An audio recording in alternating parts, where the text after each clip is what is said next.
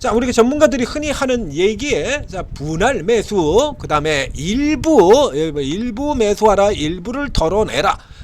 분할을 하라. 뭐 그냥 화끈하게 그인들이 흔히 하는 방식으로 그냥 뭐 한 방에 다 사버리고 한 방에 다 파버리고 그랬으면 얼마나 알기 쉽고 좋겠냐마는 이렇게 하는데, 이게 그냥 도대체 이 일부라는 얘기, 분할 매수라는 얘기는 도대체 몇 퍼센트를 얼마를 얘기를 하는 거냐 이거야. 그래서 이제 분할 매수하라 그랬다고 이제 흔히 이제 개인들이 간혹 많이 저지르는 착각이야. 그러니까 분산 투자하라 그랬더니 옛날에 있었던 얘기인데요. 뭐 지금 같은 경우는 어쩌면 그게 해당이 될 수도 있습니다. 그래서 분산 매수하라. 그러니까 계란을 한 바구니에 담지 마라. 그래서 분산 매수하라 그랬더니 분산 매수를 어떻게 하냐 그러면 옛날에 실제로 많이 있었던 일입니다. 그러니까 분산 매수를 하라 그랬더니 어떻게 매수를 하냐라고 하면 대우중공, 옛날 대우조선해양을 사고 지금 같은 경우 하나오션입니다. 하나오션을 사고 그 다음에 현대중공업을 사고 삼성중공업을 사고 태광밴드, 성광밴드 태광이 밀리길래 성광밴드 태광도 사고 이렇게 사놓고 이제 나눠 샀다 이거야. 분할 매수했다. 이거 분할 매수, 이거 그런 뜻이 아니죠. 그래서 이제 흔히 하는 대로 예를 들면 분할 매수하랬다 그래가지고 1%씩 1%, 1% 이렇게 살 거야? 아니면 분할 매도하라 그랬더니 1% 이렇게 할 거냐? 아니죠. 그래서 여기 하는 용어에는 어때요? 일정하게 이렇게 표현을 해도 그 틀이라는 게 정해져 있다라고 하는 얘기예요. 그래서 우리가 분할 매수, 분할 매도 이렇게 해서 이게 분할이라고 얘기한다라는 건 기본이 퍼센트가 정해져 있죠. 30%를 맞습니다. 3331입니다. 원래 3331. 근데 끝부분에 1은 있으나 마나하기 때문에 이제 통상적으로 묶어가지고 어떻게 하냐면 334, 433이에요. 축구 같아요. 축구 같습니다. 334, 433. 그렇죠. 그래서 원래 표준의 방식은 334입니다. 334 맨 마지막에 가장 많이 사는 건데, 이제 요즘같이 이런 장세 같은 경우 반대로 사실 필요가 있어요. 그러니까 저가 쪽에서부터 노래 들어가시는 것 같은 경우 이 룰을 바꾸는 겁니다. 그러니까 첫 분할 매수에서 40을 사고 그 뒤에 이제 30 이렇게 들어가는 이런 형태가 되는 거고요. 자, 일부를 덜으라고 하면 예를 들면 팔아라. 그래서 일부 차익 실현하자라고 얘기한다. 그러면 이제 퍼센트라는 경우 그냥 일부야. 그러면 일부가 도대체 몇 퍼센트냐 이거지. 그래서 일부 차익 실현하라고 했더니 5% 차익 실현할 거예요. 비중에서 100주 가지고 있는데 거기서 5주 팔아? 그것도 일부는 일부죠. 일부는 일부인데 우리가 흔히 하는 얘기로 극소수 일부입니다. 모지각하지는 않지만 극소수 일부가 되는 거예요. 이렇게 팔아가지고 효과가 없죠. 1% 사가지고 효과가 없고요. 여기서 말하는 룰이라는 건 증시에 항상 기본의 룰이 있지 않습니까? 여러분 우리가 차트를 볼 때 같은 경우에도 이렇게 피보나치도 있지만 증시에서 가장 많이 쓰이는 등분선이라는 거예요. 4등분선이라는 게 있잖아요. 등분법 4등분선. 그렇죠? 그래서 이게 기술적으로 미국 같은 경우에는 기술적 범위가 어떻게 친다고 그랬죠? 50% 이렇게 치잖아요. 50% 그리고 50%에서 딱 반 넣는 등분선. 그래서 이 분할 방식에서는 30% 라인하고 그 다음에 이 4등분법입니다. 이 4등분에서 일부라고 얘기하는 건 보통 요 방식을 얘기하는 거예요. 25% 혹은 30%, 33% 이겁니다. 3분의 1. 그렇죠? 그러니까 25%에서 33%까지 여기가 일부를 덜어내라는 그 일부에 해당되는 거야. 그보다 더 많을 것 같다라고 하면 더 많이 팔아야 된다 그러면 간단하게 얘기를 했겠죠. 그냥 반 떠세요 이렇게. 반 돌라 그러면 되지. 왜 일부를 덜으라 그래? 반 돌라 그러면 되지. 그렇죠? 아니면 그냥 다 팔라 그러면 되잖아요. 보통 흔히 다 사고 다 팔고 그러니까 개인 투자도 흔히 다 한 방에 그냥 다 찔러버리고 한 방에 다 팔아버리고 이렇게 나오잖아요. 다 그냥 파요. 그냥 파세요. 사세요 이러면 되지. 왜 그걸 나눠주냐 이거. 나눠주는 데는 이런 퍼센트의 룰이 들어있다라고 하는 얘기입니다. 이게 퍼센트라는 게 실제에서 굉장히 유용하게 쓰이죠. 자, 이게 이제 상한가 들어갔던 이 SMJ 인트 같은 경우도 어제 이제 썼는데 이게 실적 발표가 조금만 늦었다 그러면 어쩌면 여기서 샀을 수도 있습니다. 방금 GNC 에너지 같은 경우에도 그려놨었고요. 퍼센트가 딱 정해져 있죠. 지금 화면에 방금 나왔던 GNC 에너지 같은 경우, 그래서 이거 통계적인 퍼센트라고 하는 걸 제시를 드리잖아요. 증시에 나와 있는 숫자는 괜히 그냥 나오는 숫자라는 게 없습니다. 다 이거 겹치고 그러는 거예요. 자, 이게 GNC는 같은 경우 오늘 이제 여기 고가에 들어갔죠. 자, 기본 추세 라인은 지금 여기에 걸리고 있습니다. 이게 한번 계산해 볼까요? 지금 요 아래쪽에 있는 게 23,500원이에요. 지금 28,600원이고 아래가 23,500원이고요. 그러면 5,100원이죠. 5,100원. 그 계산 퍼센트 따져 보세요. 얼마 나옵니까? 5,100원. 28,500원 잡고요. 28,500원에 20%면 5,700원이 나옵니다. 즉 요 구간이 딱 어제도 설명드렸던 바로 그 고가 조정 범위 15% 20% 사이 이렇게 딱 걸려 들어가는 거죠. 예? 그리고 요 아래 23% 바로 아래 박스에 있는 여기가 25% 4등분 조정선이고요. 이게 4등분 조정선입니다. 여기가 지금 21선 놓여져 있는 자리에 올라오는 자리에 지금 딱 이 자리가 이 자리가 요 선 같은 경우는 의미가 실질적으로 차이 의미가 없다라고 얘기 드렸었죠.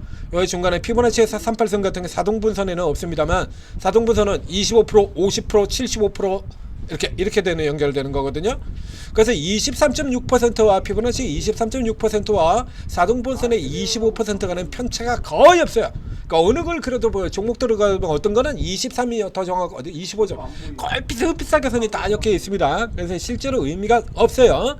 그래서 요 퍼센트를 얘기를 하는 거다 이겁니다. 그래서 이런 케이스들 같은 경우는 일부를 덜어내라는 얘기는 그래서 윗꼬리를 달고 이렇게 눌리거나 아래쪽에서 꼬리를 달고 들어올 게 분명하지만 이후의 형태를 예측하기가 조금 어렵다라고 할 때 그때 이렇게 일부가 되는 거죠. 다 던지는 게 아니고 이것이 확실하게 지금 고점이다 그러면 다 던지죠. 지금 이 GNC 에너지 같은 경우에 자 이제 다 왔다. 일단은 조금 쉬어야 될 때라고 얘기 드렸습니다. 자 여기서 이제 매도 사인이 나간다라고 쳐보죠. 자 이거 얼마를 팔려고 하겠습니까 제가? 자 이게 여러분 생각해 보세요. 자 여러분 스스로가 한번 생각해 보시면 됩니다. 자 GNC 에너지가 이제 다 왔습니다. 그래서 다 왔는데 이게 이 종목이 지금 내려와가지고 이렇게 해서 내려와 만약에 이 종목이 지금 이렇게 주가가 내리는데 여기서 밴드 상단에서 밴드 하단까지 이대로 이렇게 쭉 다 내려갈 거다라고 하면요 이렇게 내려갈 거다라고 전망을 한다 그러면 그럼 다 때려 팔아야지. 이 차이가 얼만데 에? 여기까지 내려오게 된다 그러면 지금 18,000원이에요 18,000원에서 다시 28,000원까지 들어온다 그러면 이게 퍼센트가 몇 퍼센트입니까? 50%가 넘거든요. 요까지 들어오는 것만으로도 다시 또 50%가 넘게 올라오는 겁니다. 이게 50%가 애들 이름이냐고. 다 팔아야지. 그러면 이게 이렇게 내려갈 것이 확실세다 보인다 그러면 다 팔아야지. 왜 일부를 덜어내자고 하냐고. 요런 케이스 같은 경우에 이런 경우에는 반도 많아요. 얘가 내릴지 안 내릴 자체도 알 수가 없으니까 그러니까 여기에서 막히는 건 막히는 건데요. 이게 현재 형태로 보면 이렇게 약한 형태로 그렇게 크게 가격 조정으로 들어가기 어렵다라는 얘기를 드렸었죠. 그러면 여기 가서 이 상태에서 이 아래로 아예 내려오지도 않고요. 이 위쪽에서 플랫 조정으로 위에서 그냥 그대로 이렇게 들어갈 수도 있어요.